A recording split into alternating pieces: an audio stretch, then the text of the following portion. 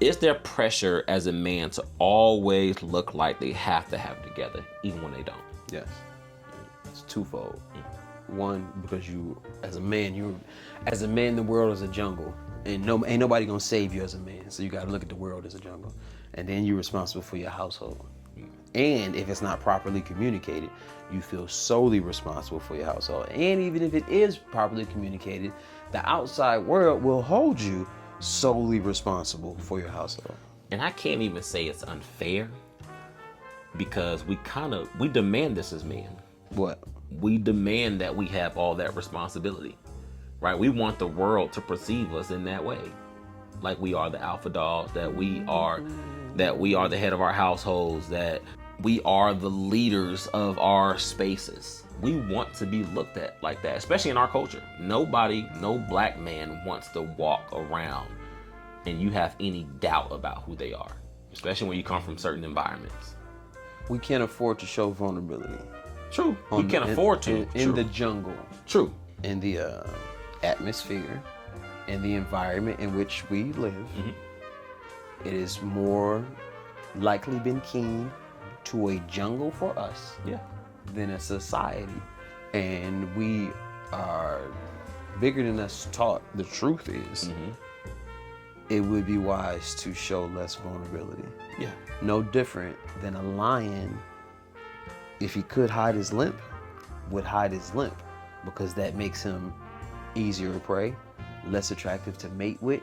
All these different things from the animal kingdom. When it's a jungle, then yes, there's a certain level of anonymity that you have to keep with your vulnerability. Yeah. But I think especially for our young men, it's teaching them how to understand when to flip that switch and when to flip it a bit. Like, you understand when I'm out in the world, when I'm in that jungle, when I'm in the workplace, when I'm at the basketball court, or if I'm in the jail, you got to know how to turn that line on, right? Because that line is valuable. It's super duper valuable. Like we're saying, cool is valuable. Cool, there's a currency to cool, especially not the performative kind, but just when you walk in the room, you just command attention. There's so much you can do with it. Like a beautiful woman, there's so much she can do with that. So much power in that hand. But if you don't understand how to use that power or when to turn it off, I'm glad you said, I don't think you turn it off, right? You don't turn off. You don't get to turn off being beautiful, right? And the same thing as a lion don't get to turn off being a lion. But what we have to realize is the power of vulnerability, because think about it. What we call the king of the jungle, let the bitch hunt. Yeah, but what I'm saying is listen what I'm saying. The lions, however many million of years ago, had to realize, even though this is my pride and I'm the best killer of things, it would behoove me to step back and let the females go do the majority of the hunting. Well, yeah, no, but what I'm saying is, like, your beauty, your coolness serves no purpose in this hospital.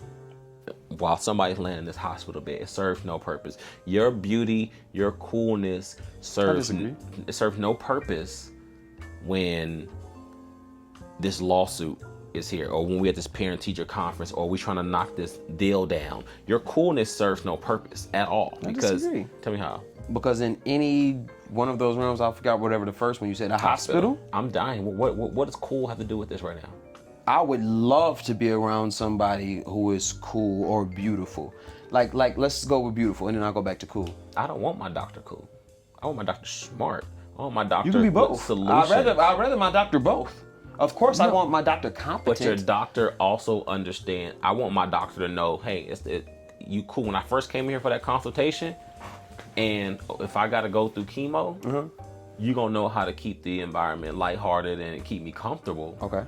But why wouldn't I want that on my deathbed? No, but when I need you to really give me the brass tacks of what's happening right now, give me the real shit. Turn that cool shit off and give it to me. Let me know. Don't try to soothe my hand through this. Help me get through this. That's the difference. Cool is not an act. That's why I'm glad you said that. Hold on.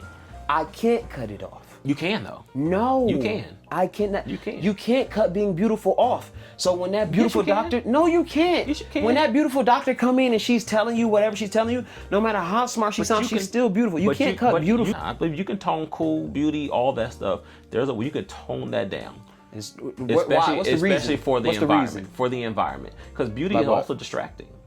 Beauty is distracting. So if you beautiful, so God made me this beautiful. If you're beautiful and your body together and all this, when you teaching these second graders, I don't need you dressing like you trying to get every daddy in the classroom number. You speaking about sexy as far as beautiful. Just stick to the face. If you just stick to the face, you just come in with your natural looking. She's beautiful, bro. What you got? Okay. She can't turn it off. She can also deflect. Like, this isn't what you finna get when you in here. When I'm having this parent-teacher conference with you, or when I gotta send your kid to the office, she can tone this down and redirect the focus. Whatever you focused on is on you. Me being beautiful, I can't control what you focused on. But you can also direct my attention too, though. You can direct my attention to your beauty. My face being beautiful, me making my face, maybe putting whatever it is. Makeup is an enhancer. Okay. So you can enhance the natural features you already have. Because this is how I want to look. Draw my attention to you even further. You can. Every environment doesn't need a full beat face of makeup. If that's what they want to do, but I don't understand I'm why. saying they could. I'm not saying they can't. So go back to the cool doctor. I'm saying they can't. I'm not gonna stop being cool in any situation. And what you just did was you rival cool with intelligence. No, I didn't. Or professionalism. Yes, you did. You said turn that cool shit off. For what? For what? Because if I'm still gonna give you the information, balancing though. But if I'm still gonna give you the information, I'm a cool guy. No. You want me to change who I am? I'm a cool guy. It's what we say when you any invite. Read the room. It's never you be cool at a funeral. I don't need Fresh Prince right now. I need Will Smith. I need Will Smith in this moment when you're reading my charts. I need Will Smith right now. I don't need the loud, boisterous. Is that what cool is? I need just this. Loud and boisterous? I'm talking. See, I'm just saying. Don't try to turn the negative. I'm talking you about. Making cool into a negative thing. You said. I said I related to. I correlated to the show because I used Fresh Prince. I'm not sad to say cool. So erase that thought of your head. I didn't correlate that. I was talking about the character on the show. Okay, I'm just trying to figure out when that doctor comes in, why he has to turn his cool off to deliver any information that you need. Because you do turn your cool. When you talk to your kids, you turn your cool off. No, I don't. When you're having serious conversations, you're not trying to be. I'm never trying to be that. You recognize that. I'm never trying to be that. Recognize, I'm even if you're not trying, it just comes. You said when I talk, but and when I talk to my son, you know what I say? My nigga, come on, man. You want to be a not shit nigga? Don't lie, bro. You want to be a nigga who not shit? But guess what? You don't say that when you with his teacher. Hey, is this what your teacher said?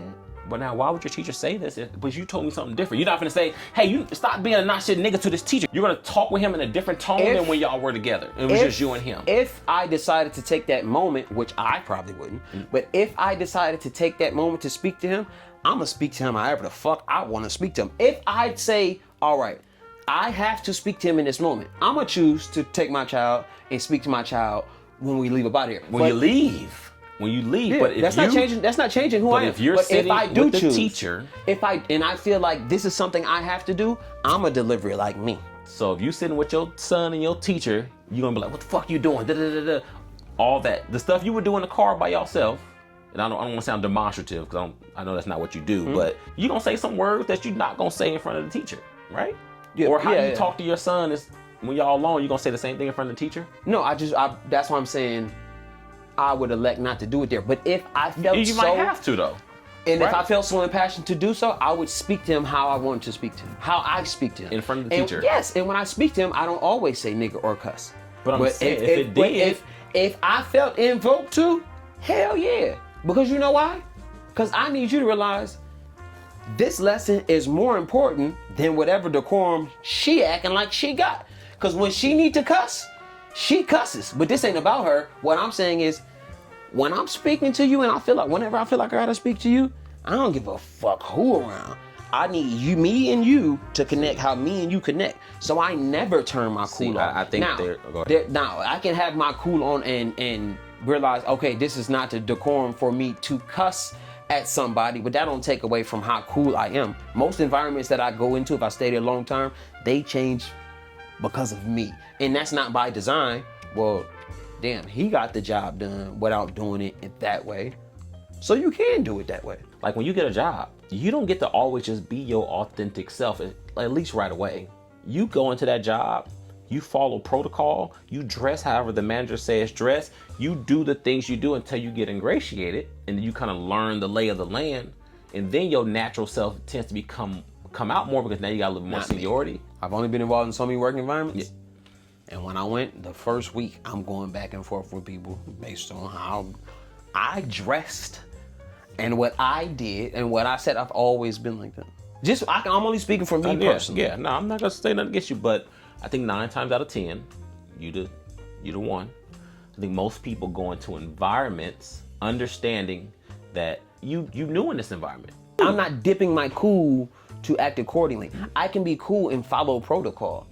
So you're right, what you're saying. Most people go in like that, but cool people who are naturally born cool do not. And maybe turn off was the wrong word, right? Yeah.